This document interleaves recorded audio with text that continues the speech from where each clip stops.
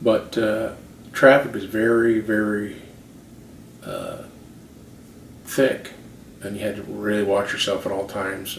Each companionship saved each other's life several times. You stepped off a curb and a bus had whizzed by or something. You grabbed the guy and bring him, yell and bring him back. It was the up here. There's traffic laws, and if there's a red light, you stop. If there's a green light, you go. If you come to a four-way stop, the person to the right has the right of way. If you're in a certain lane, then you have that lane, and if someone can't change into the lane against you and move you over. Down there, it's not that way at all. It's whatever's biggest wins. The biggest car, the biggest truck, the biggest bus can do whatever he wants, and everybody else watches out for the guy. Another thing they do is at night they run with just their parking lights on in downtown area because there's some street lights, but they think they're saving money if they drive with their lights off.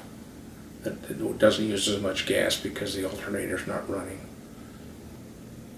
One night we got a ride in a taxi and we were kind of in a hurry. We had a discussion, and we were going downtown, and they have these roundabouts here that they put in. They put a roundabout in a place where it's way too small. If you're driving a big truck, you have to drive up on the sidewalk to go around it, and the roundabouts here. Down there, the roundabouts are more like Europe. The roundabout is probably about 2 or 3, maybe 4 acres big, and was really around. You go all the way around. You can go around twice if you can't get off. There's usually a little park in the middle, a statue,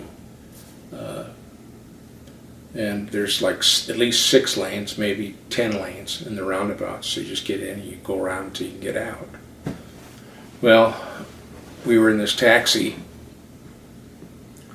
and as we were going along, another guy hit our taxi. It bumped and dented the front fender side. And so our taxi driver jumped out and started yelling at the other, and he jumped out and started yelling at the taxi driver. And they sat there and yelled at each other for 5 or 10 minutes. And then one guy got in and drove away, and the other guy, our taxi driver, got in. They started waiting, and we said, wait. I said, what? I said, we're not paying for you to argue with that guy. I want you to take that time off the meter. And he kind of laughed a little bit. And so we went there, he gave us the amount, and we pretty well knew the amounts for most of our trips. And it was actually a little cheaper than normally we paid, so that was fine. But I mean, nobody exchanged insurance, the police weren't called, nothing else happened.